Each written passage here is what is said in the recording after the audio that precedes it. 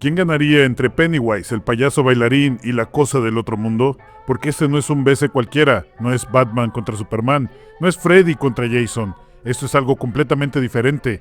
Esto es un enfrentamiento entre dos horrores tan antiguos y tan fundamentalmente distintos en cómo funcionan, que para entender quién ganaría, primero tienes que entender qué son realmente cada uno de ellos. Y cuando lo entiendas, la respuesta te va a incomodar. Empecemos con Pennywise, porque la mayoría cree que lo conoce y en realidad no es cierto.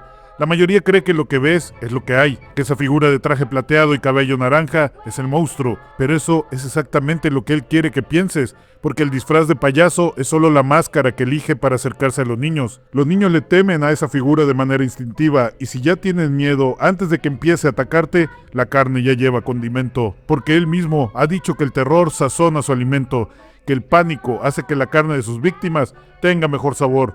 Razón por la cual prefiere a los niños sobre los adultos, no porque sean más fáciles de atrapar físicamente, sino porque su miedo es más puro, más intenso, más delicioso, para algo que lleva miles de años alimentándose de terror. Pero no es solo un depredador que come miedo, es una entidad cósmica que vino de una dimensión llamada el Macroverse, una dimensión tan vasta que contiene a Maturin, la tortuga que accidentalmente creó nuestro universo entero, simplemente al vomitar, y la criatura que conocemos como Pennywise es el igual y el opuesto de ese dios, la oscuridad que balancea esa creación, lo que significa que estamos hablando de algo que existe en una escala que hace que todo lo que conocemos se vea microscópico, y su forma real no es el traje, no es la araña gigante que los Loser enfrentan en las alcantarillas de Derry. Su forma real son los Deadlights, luces que existen más allá del espacio y el tiempo, energía de otra dimensión que si la miras directamente destruye tu mente en segundos, porque tu cerebro no tiene la arquitectura necesaria para procesar lo que está viendo, porque estás viendo algo donde las reglas de este universo simplemente no aplican. Ahora a ese ser ponlo frente a algo que ni siquiera tiene forma fija, algo que ni sus propios creadores saben exactamente qué es, algo cuya verdadera forma en su nivel más fundamental es una sola célula, una célula que ya de por sí es un organismo completo independiente, con su propio instinto de supervivencia.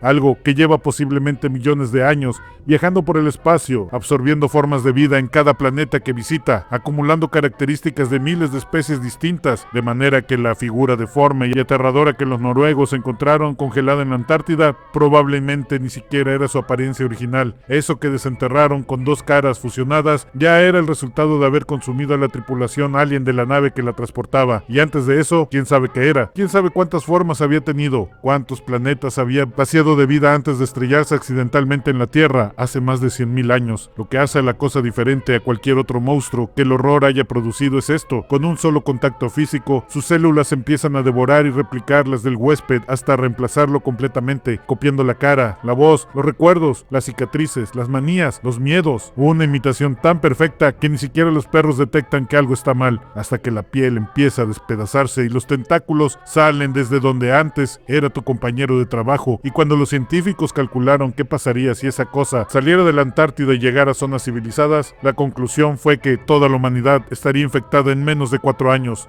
no mediante invasión visible, no mediante guerra, sino mediante sustitución silenciosa. Tu vecino que ya no es tu vecino, tu familia que ya no es tu familia, el planeta entero reemplazado sin que nadie notara el cambio. Y encima de todo eso, si la cortas en pedazos, no la matas, porque cada fragmento sigue vivo y actúa por su cuenta. La cabeza de uno de los infectados se desprendió del cuerpo en llamas y trató de escapar sola, caminando sobre tentáculos que le brotaron de la nuca, porque una sola célula sobreviviente puede reconstruir el organismo completo si encuentra suficiente biomasa. Ahora, ¿qué pasa cuando estos dos se encuentran? El primer problema para Pennywise es inmediato. La cosa no siente miedo. Es un organismo que opera de manera puramente mecánica y biológica, sin emociones, sin terror, sin el condimento que él necesita para que su alimento tenga sabor, lo que significa que estaría intentando comer algo que no tiene ninguno de los ingredientes que requiere.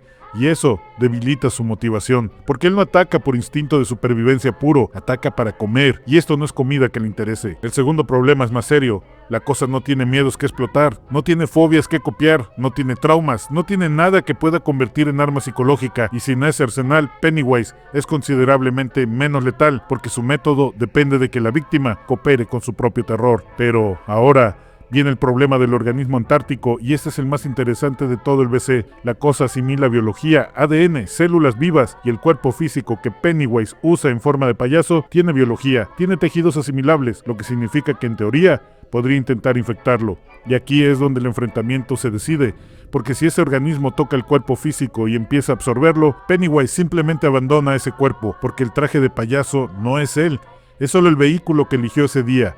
Y en el momento en que la cosa crea que está consumiendo a su enemigo, lo que realmente tiene entre sus tentáculos es un cascarón vacío. Y en ese instante, los Deadlights quedan expuestos. La forma real queda frente al organismo antártico. Y ahí es donde se enfrentan a algo para lo que nunca estuvo diseñada en ninguno de los millones de años que lleva viajando por el cosmos. Algo que no tiene células, que no tiene ADN, que existe en otra dimensión completamente distinta y no hay instrucción genética en el universo que le diga a ninguna de sus células cómo asimilar energía de otra dimensión. ¿Quién gana entonces? Pennywise gana, pero no de la manera que esperarías. No porque sea más fuerte físicamente, no porque sus garras sean más grandes, sino porque la cosa tiene un límite fundamental que nunca había encontrado antes. Solo puede destruir lo que puede tocar, solo puede reemplazar lo que tiene biología, y en su forma real, esa entidad no tiene ninguna de las dos cosas. Existe más allá de la materia, más allá del ADN, más allá de cualquier cosa que ese organismo haya encontrado en su historial. Y la cosa, que nunca había hallado algo que no pudiera convertir en sí misma, se encontraría frente a los Deadlights sin ningún protocolo, sin ninguna defensa, porque sus células no tienen instrucciones para lo que está viendo, igual que los humanos que enloquecen al mirarlo, porque hay cosas en este universo y aparentemente fuera de él que simplemente no fueron diseñadas para ser comprendidas por ninguna forma de vida conocida. Así que Pennywise gana.